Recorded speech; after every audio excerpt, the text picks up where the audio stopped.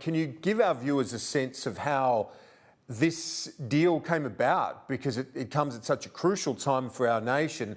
But I think a lot of viewers would be interested as well, given the technology that you've acquired is coming from China, and we at the moment are facing quite a bit of tension in that bilateral relationship with China. Let me just take that as I can.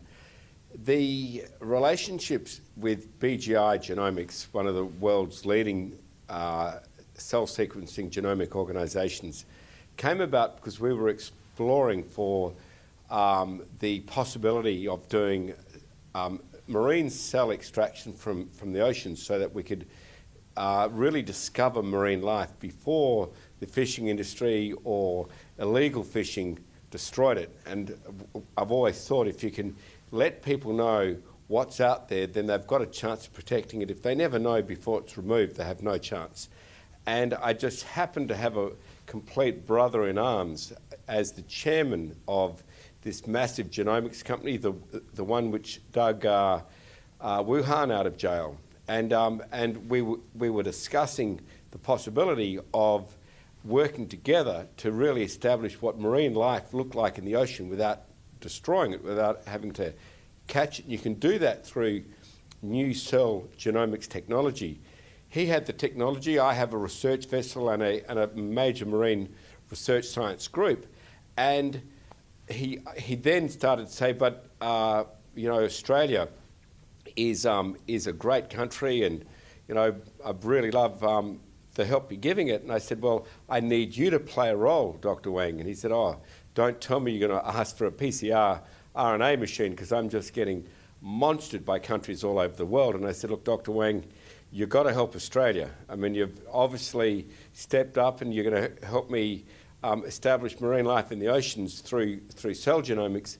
But before we get there, we've got to have a country which is healthy and strong in Australia, and you can play a very major role.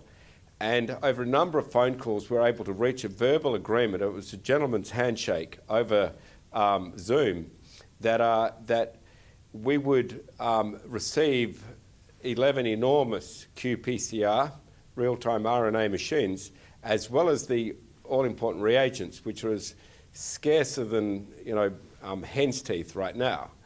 And he was able to be persuaded that helping Australia would help us help both the oceans and help Southeast Asia by bringing Australia back strongly. And even though he got immense coercion, and we both came under very considerable pressure to interrupt that supply chain from BGI through to Australia through Minderoo, he resisted that, and of course I did as well. But you know, we stuck to our word is our bond, and he was a man of great integrity, and that's really been my experience very much with the people of China. And so what we're going to see is 10 million additional coronavirus tests between now and the end of the year because of this acquisition by Minderoo. Give us a sense, though, of the coercion that you faced and that Mr. Wang faced throughout this process. It was just that there's, at the sovereign level, both of us came under intense pressure to take other opportunities, to direct this equipment with fair means and foul to anywhere but Australia. And of course, Minderoo resisted that. BGI resisted that on the strength of our relationship, on the strength of our word, and I'm just so grateful. There was a huge amount of money at stake, way over what we had shaken hands on, and we had, at his request, paid up front, something which, you know, governments have difficulty doing. Everything has to be box ticked and I's dotted, T's crossed. Whereas we went in on the relationship and the technical assessment of BGI and their machines and their reagents, and we actually paid up front. And that was a bit of a stroke of luck, because the BGI chairman was able to explain to people, look, they paid for it. These machines and these reagents now belong to Australia. You know, I can't negotiate with them. They're no longer mine. Title has passed, and that is respected in China as much as it is in Australia, and that allowed us to resist attempt after attempt from other countries to send these incredibly valuable machines and reagents to Australia instead of to them.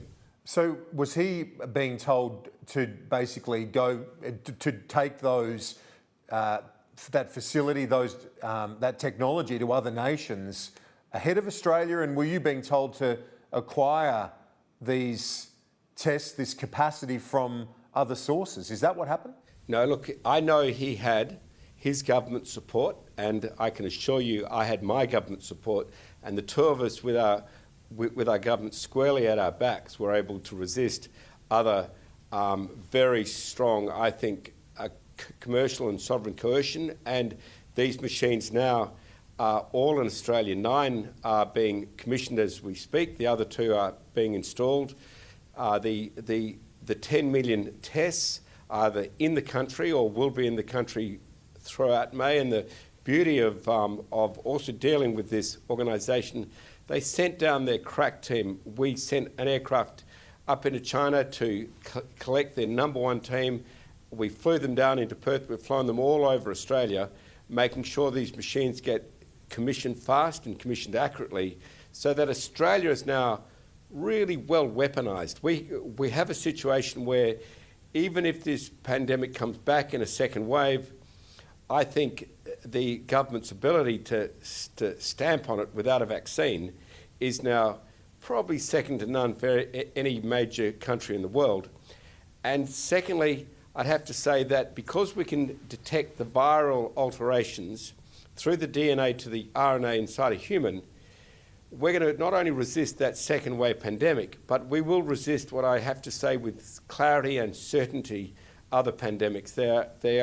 I think the world of pandemics is upon us, and Australia has, I think, now a fantastic advantage. Not only are we socially stable, we're politically stable, we're economically well managed, but we now have immensely high biologic security thanks to these machines and tests, and that is something which now can deliver a really attractive investment option. If you're thinking about putting factories or entire workforces or making major investments, you're going to look first, do they have biologic security?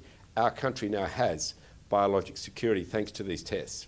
You do a lot of business with China, obviously. Were you surprised by the reaction from the Chinese ambassador, angry at Scott Morrison and his government for pushing for an independent investigation into the genesis of the virus? Surely it's in the world's interest to get that done. And are you worried that this tension might linger and hurt the economic ties between the two countries? No, I'd just like to say, can we all simmer down a little? I think it's fair that we keep the scientists and academics in this picture, and we keep any ideology or politics out of the picture.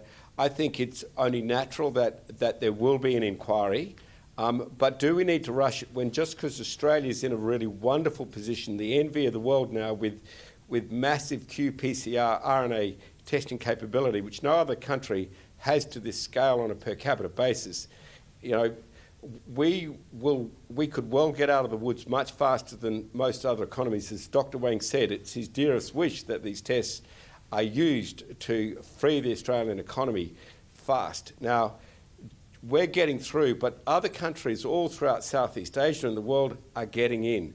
And my heart goes out to those countries, and I would say, listen, if everyone wants an inquiry, let's just push it back till after the US presidential election, because if we don't, this is going to become a whipping post for the presidential election. I think that there's a bloke there who's camped up in the White House having a great time, who'd really like to stay there. And I'd say, well, if you're so keen to stay there, let's not make this a big issue. Let's not make China a big issue. Let's make how you manage COVID-19 a big issue. And let's have a comprehensive inquiry when there's no political bias being pushed by America. Do you think there's been misinformation out of China, though, to try and muddy the waters, so to speak, as to the genesis of the virus? Look, do I think that China is any more perfect than Australia or America or Britain or any one of our other allies? No, I don't. I think they have all the same human frailties, etc. I don't subscribe to the fact that China has behaved badly here. I think they've had bureaucratic bungling like I've seen in my home state of Western Australia. But as soon as it got up into the leadership, swift, tough, really, I'd say, debilitating decisions for people's lifestyles got made, but China got through it. And China has done everything they can to help other countries through it. And look, if there was an opportunity for China to have hurt Australia, then interfering into this agreement would have been it, and they didn't do it. In fact, I know for sure that BGI was backed by their government, just like I was backed by my own, and I'm very grateful that, that there's people in Beijing who love our country and who respect us, just like there is here in Australia of China. And a couple of quick ones before you go. Earlier in the year, there was a suggestion, reports that your organisation had sent personal protection equipment to China at the start of the crisis. What was the detail there? How much was sent? When Wuhan was in the middle of that crisis, officials from Wuhan and officials from China reached out all over the world for PPE, for personal protective equipment, even for capital to help build their emergency hospitals in the Wuhan Sports Stadium.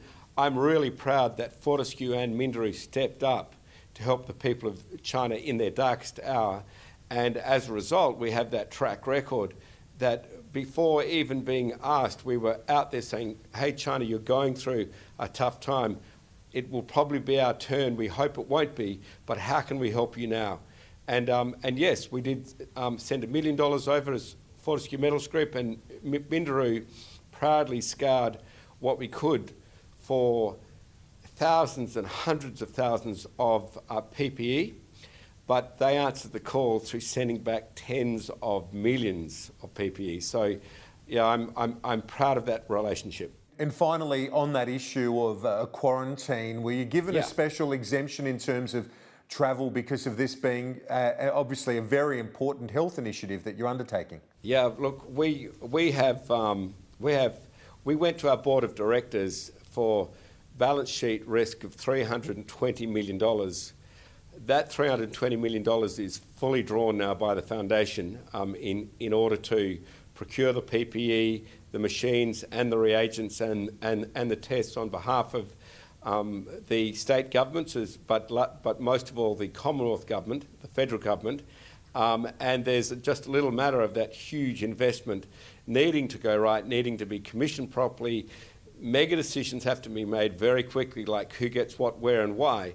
And yes, so we were certainly encouraged by our own health ministry, our own premier, and of course by the federal health ministry to go and get that job done. And that's what we have done. We've got that job done, and I won't stop working until I can do my small bit as the Minderoo Foundation to remove the fear of this virus from Australia's shores. Andrew Forrest, I appreciate your time. Thank you very much for that.